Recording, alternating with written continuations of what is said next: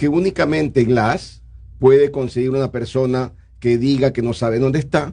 Solamente Glass puede armar un tinglado de 4 o 5 médicos al segundo. Solamente Glass puede lograr que un juez vaya y resuelva de manera rápida. Solamente Glass puede lograr que no se defienda a nadie en el SNAI, ni el Ministerio de Gobierno, ni nadie. Hola amigos, ¿cómo están? Muchos de nosotros hemos escuchado el tema de habeas corpus de Jorge Glass. Si procedía, si no procedía, si estamos de acuerdo, si no estamos de acuerdo, si es un tema mediático, si es un tema político. Pero bien, hablando sobre temas jurídicos, tenemos dos opiniones de dos grandes maestros, como es Pedro Granja y Jorge Campaña. Ambos reconocidos juristas y no les quito más el tiempo. Vamos al video.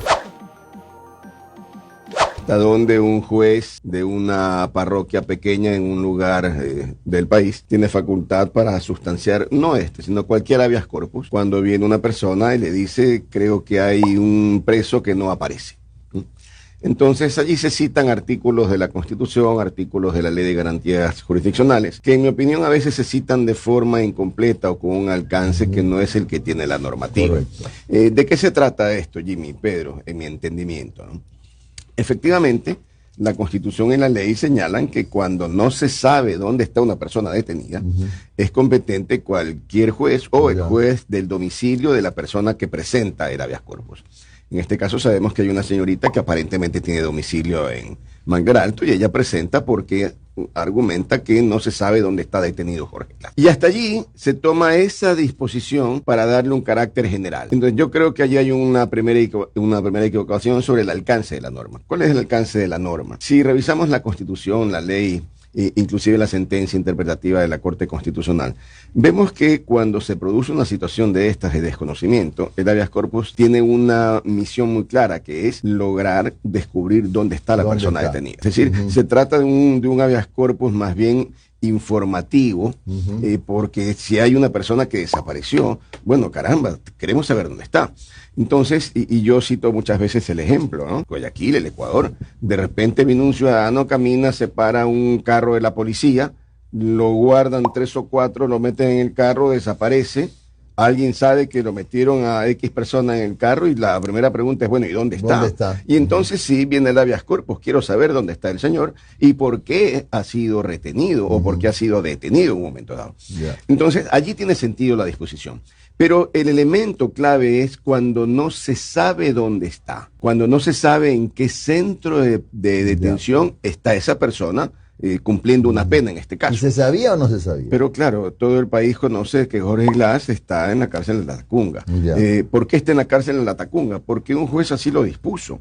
Entonces, el hecho fundamental, ¿se sabe en qué cárcel está cumpliendo su pena? Sí, se sabe.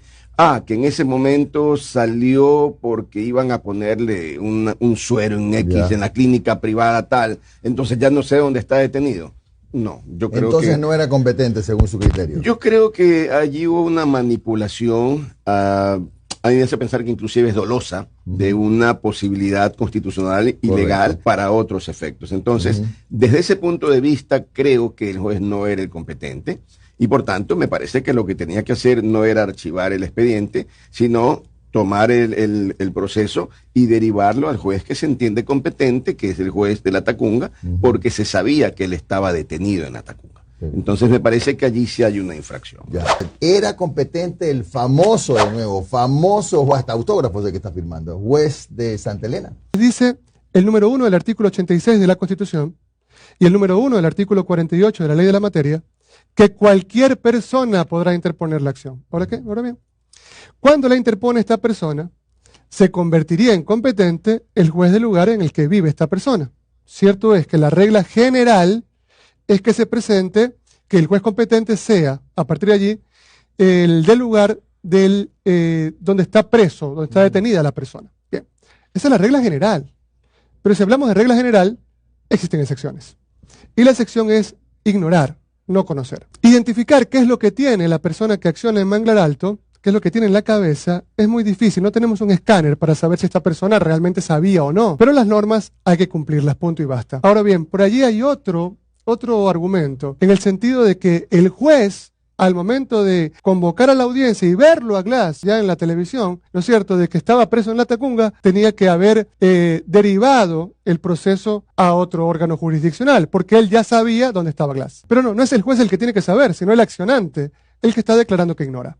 Ahora bien, dice un profesor universitario de más de 30 años en Guayaquil, alude a una sentencia de la Corte Constitucional en la que en el considerando 264 se dice que los competentes serían los jueces de la Corte Provincial. Ese fue el segundo argumento que se planteó, ¿no? Pero mire, este otro profesor, no voy a nombrarlo por respeto, ¿no?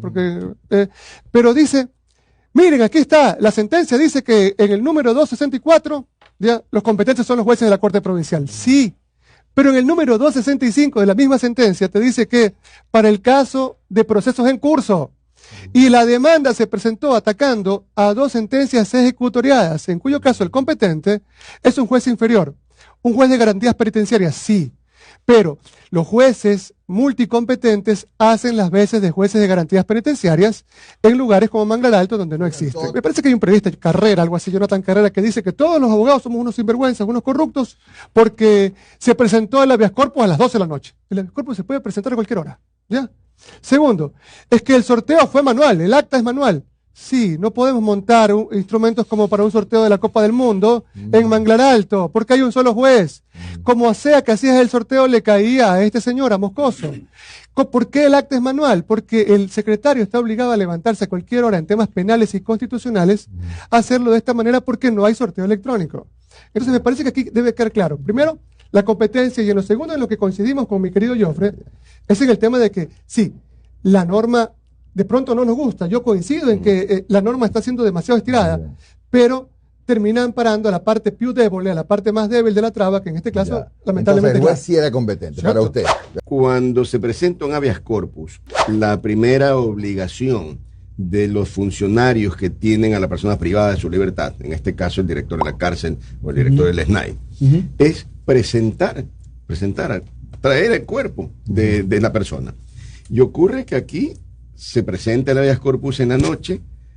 No estoy seguro la hora en que se presentó. En la tarde previa. Me parece que fue en la tarde, sí, así es. Sí. Y se convoca a la audiencia correspondiente. Y el SNAI o la cárcel no presenta a Jorge Glass. No lo presentan. No se puede instalar la audiencia porque no lo presentan. ¿Porque no se sabía dónde estaba? No, porque no quisieron presentarlo, porque él estaba en la cárcel de Latacunga, estuvo todo el tiempo en Latacunga. Okay. Entonces, ¿cuál es el tema allí que no se comenta mucho? Cuando se presenta un habeas corpus y no aparece la persona, es causa suficiente para que el habeas corpus se conceda. Entonces, primero no lo presentan cuando debieron presentarlo. Y esto que acabo de mencionar está en la Ley de Garantías Jurisdiccionales. No lo presentan. Segundo, convocan inmediatamente una nueva audiencia a la que sí lo presentan. Y entonces ahí viene la inacción absoluta, en mi opinión, no de un abogado del ministerio, no de un abogado delegado del director de la cárcel, no. La inacción del gobierno ecuatoriano, presidido por Guillermo Lasso. ¿Por qué? Porque este es un caso de indudable trascendencia, más allá de lo jurídico, una gran trascendencia política. Era público y notorio que se había presentado en los canales de televisión, las radios, todo el mundo lo comentaba, redes sociales, etcétera. Por tanto, ¿qué debía producirse en ese momento? Una total responsabilidad en lo que se iba a hacer. Es decir, ¿quién va a defender este caso? ¿Dónde están los mejores abogados que tenga o el ministerio o la presidencia de la República o el país o quien sea? No, mandan a un par de abogados, no me merezco a nadie, pero de tercer, cuarto nivel.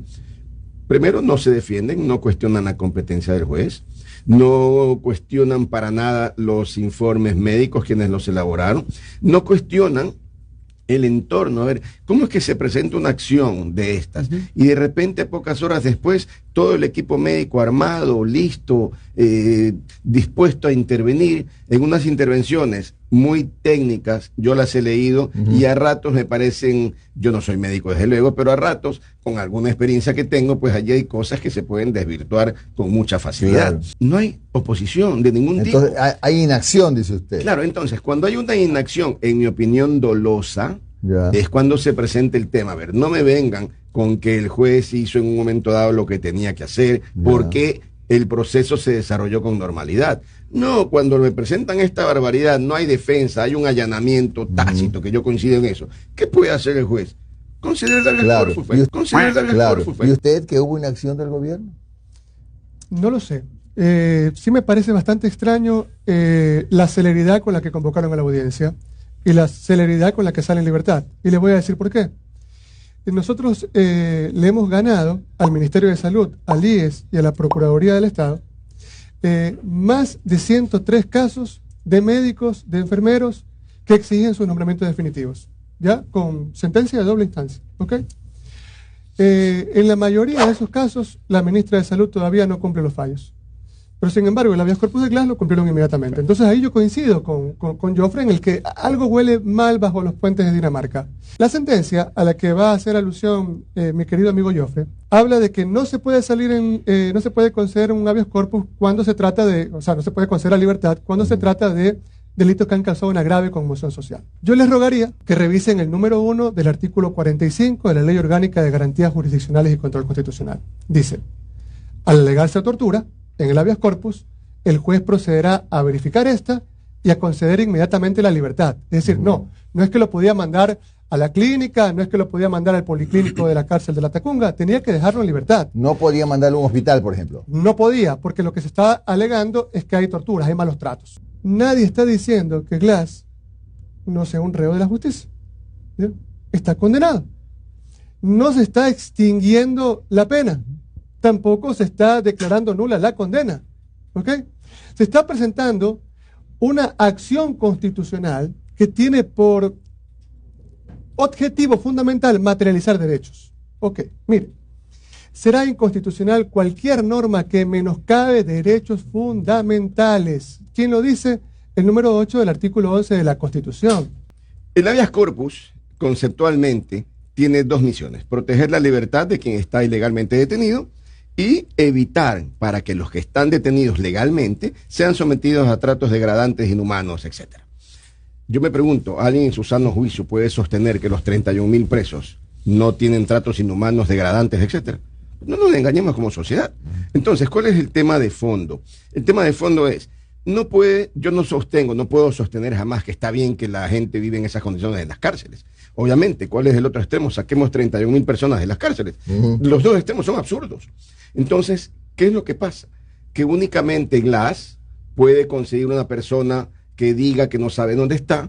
Solamente Glass puede armar un tinglado de 4 o 5 médicos al segundo. Solamente Glass puede lograr que un juez vaya y resuelva de manera rápida. Solamente Glass puede lograr que no se defienda a nadie en el SNAI, ni el Ministerio de Gobierno, ni nadie. Entonces me parece que evidentemente hay un privilegio, hay un privilegio.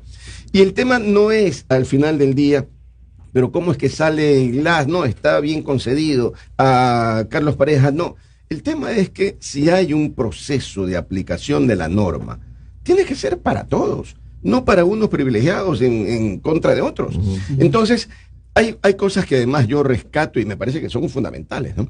Cuando revisamos esta sentencia, que es una sentencia extensa de la Corte, se hace un análisis detallado de las condiciones del sistema carcelario ecuatoriano y hay disposiciones de mandatorio cumplimiento para el SNAI, para los ministros, para los jueces, para una cantidad importante de instituciones públicas. Ninguna ha cumplido con nada, porque en el fondo no les interesa. Porque al final del día, desgraciadamente, todavía existe este concepto de que son presos, son poco menos que animales que se maten entre ellos, que esos miserables y etcétera, etcétera, etcétera. Pues caramba, entonces, si estamos de acuerdo con eso, reformemos la Constitución, volvamos a un Estado fascista y hagámoslo, si eso es lo que la sociedad quiere. Entonces, me parece que allí hay un problema de bulto. Entonces, yo lo que reclamo es por qué razón no hay un trato igualitario. Bueno, luego de haber escuchado estos dos criterios de estos juristas, coméntanos, ¿procedía, no procedía, era competente, no era competente? Déjanoslo saber en los comentarios y no olvides suscribirte. Muchas gracias por ver este video y cuídense mucho.